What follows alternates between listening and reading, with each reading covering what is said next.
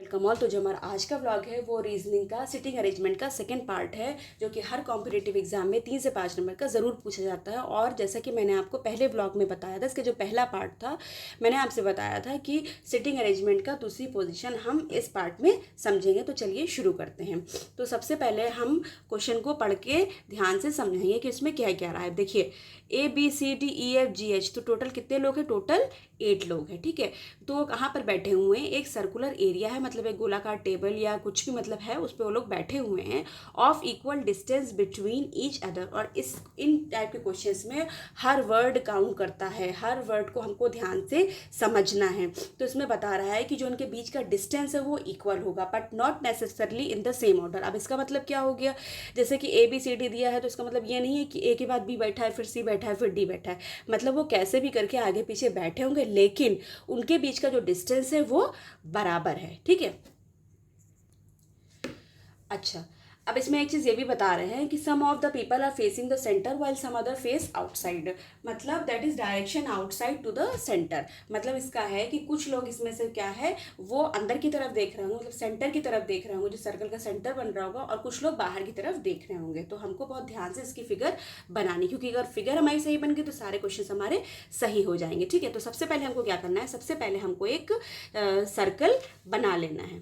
ठीक है, तो ये एक सर्कल बना लिया हमने, और इस टोटल कितने हैं? 8 लोग हैं। ठीक है, तो उसको हम इक्वल पार्टीशन कर लेते हैं। 1 2 3 4 5 6 7 8, ये हमारा टोटल पार्टीशन हो गया।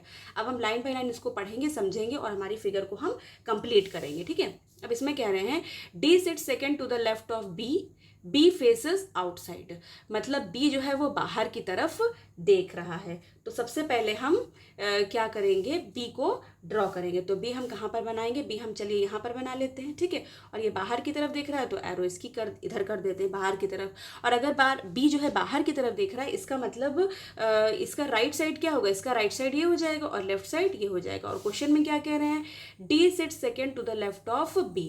हमको B का लेफ्ट पहले देखना है, तो लेफ्ट ये है, और सेकेंड प्लेस पे कौन बैठा हुआ है? सेकेंड प्लेस पे बैठा है D1 2। तो यहाँ पे हमने D को बना लिया। ठीक है, अब उसके बाद नेक्स्ट लाइन क्या कह रही है? A and F are immediate neighbours of D। A और F क्या है? इमीडिएट नेबर्स हैं किसके? D के।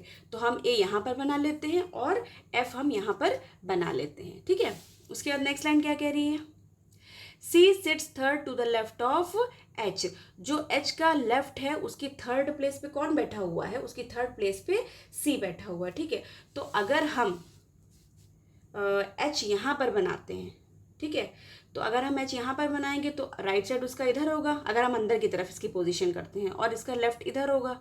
ठीक है, तो तभी तो यहाँ पर थर्ड पोजीशन पे आएगा। 1 2 3, कौन बैठा हुआ है? C बैठा हुआ है। ठीक है, इसमें कह रहे हैं H की जो लेफ्ट में, जो H का लेफ्ट है उसकी थर्ड प्लेस पर C बैठा है। तो जो उसकी पोजीशन होगी वो थोड़ी काउंट होती है, उसके बाद वाली काउंट होती है। तो 1 2 3, यहाँ पर क्या आ जाएगा? यहाँ पर C आ जाएगा। ठीक है, उसके बाद क्या कह रहे हैं? C sits third to the left of H। H का जो लेफ्ट है उसकी थर्ड प्लेस पर C बैठा हुआ है। ठीक है, ये तो हमने कर लिया। फिर E sits to the immediate right of G। E sits to the immediate right of G। अगर हम यहाँ पर G बनाएं, ठीक है, अगर G अंदर करेंगे तो राइट ये होगा, इमीडिएट राइट में तो यहाँ पर H बैठा हुआ है, इसका मतलब G कहाँ है? सॉरी, G यहाँ पर है, मतलब G की पोजीशन जो है वो बाहर की तरफ है, तभी तो यहाँ पर राइट आएगा, यहाँ पर लेफ्ट आएगा, क्योंकि क्वेश्चन में कह रहे हैं कि इसके इमीडिएट राइट में कौन बैठा हुआ है? E बैठा हुआ है, तो ये हमको E मिल गया। ठीक है, अच्छा, उसके बाद क्या कह रहा है? D sits third to the left of E। फिर है D sits third to the left of E। चलिए देख लेते हैं। D sits third to the left of E। अच्छा, ये हमको सबकी पोजीशन मिल गई, लेकिन यहाँ पे ऐसा क्यों दिया? क्योंकि हमको डायरेक्शन बताना है। कुछ लोग बाहर की तरफ देख रहे हैं, कुछ लोग अंदर की तरफ देख रहे हैं। ठीक है, तो हमको कैसे पता चलेगा? ये हमको इस लाइन से पता चलेगा। इसमें कह रहा है D sits third to the left of E। E का जो लेफ्ट होगा उसकी थर्ड प्लेस पर D होगा। तो देखिए, अगर ये यहाँ पर लेफ्ट है तो 1 2 3, तभी तो D होगा। इसका मतलब लेफ्ट लाने के लिए E की पोजीशन क्या होगी? E की पोजीशन होगी अंदर, मतलब ये अंदर की तरफ देख रहा है, तभी तो D की पोजीशन आएगी लेफ्ट में थर्ड। समझ में आ रहा है ना? ठीक है, अच्छा, उसके बाद कह रहा है D faces the same direction as H. जो डी का डायरेक्शन है वही एच का डायरेक्शन है, और एच का डायरेक्शन क्या है, एच का डायरेक्शन अंदर की तरफ है, तो डी का डायरेक्शन भी अंदर की तरफ है। तो हमको इतनों के डायरेक्शन मिल गए, अभी कुछ के बचे हुए हैं, चलिए देखते हैं। F sits to the immediate right of C. तो जो एफ है वो इमीडिएट राइट ऑफ सी बैठा हुआ है। इसका मतलब अगर सी बाहर की तरफ देखेगा तभी तो उसका राइट ये आएगा, और उसके इमीडिएट राइट में कौन बैठा हुआ है, उसके इमीडिएट राइट में एफ बैठा हुआ है, तो हमको सी की पोजीशन भी मिल गई। ठीक है, उसके बाद कह रहा है F and G take same direction. जो एफ का डायरेक्शन, जो जी का डायरेक्शन है वही एफ का डायरेक्शन है, तो जी का डायरेक्शन तो बाहर की तरफ है, तो एफ का डायरेक्शन भी क्या हो जाएगा, बाहर की तरफ हो जाएगा। ठीक है, तो इसके एक बार हम देख लेते हैं कि ये सब है कि नहीं, सारी पोजीशंस, हमको सारी पोजीशंस मिल गई हैं। ठीक है, अब चलिए इससे रिलेटेड क्वेश्चंस को सॉल्व करते हैं। Which of the following is true regarding F as per the given sitting arrangement. हमको एफ को ध्यान से देखना है और इसमें देखकर बताना है कि इसमें से कौन सा स्टेटमेंट सही है उसकी पोजीशन को देखते हुए। Only one person sits between F and D. क्या एफ और बी के बीच में खाली एक ही पर्सन बैठा हुआ है? देखिए ये एफ है और बी कहाँ है, ये है, तो दो लोग बैठे हुए हैं ना, ए और डी बैठे हैं, तो ये तो गलत हो गया। अब सेकेंड देखते हैं। Only 3 people sits between F and H. इसमें हम देखेंगे क्या एफ और ये हमारा एच है। ठीक है, तो क्या इसके बीच में जो है 3 लोग बैठे हुए, देखिए 1 2 3, और यहाँ पर भी हम देख सकते हैं 1 2 3। अगर हम इधर से देखेंगे तब भी 3 लोग आ रहे हैं, इधर से देखेंगे तब भी आ रहे हैं, तो हमारा करेक्ट आंसर क्या हो जाएगा, हमारा इसका करेक्ट आंसर हो जाएगा 21 का बी।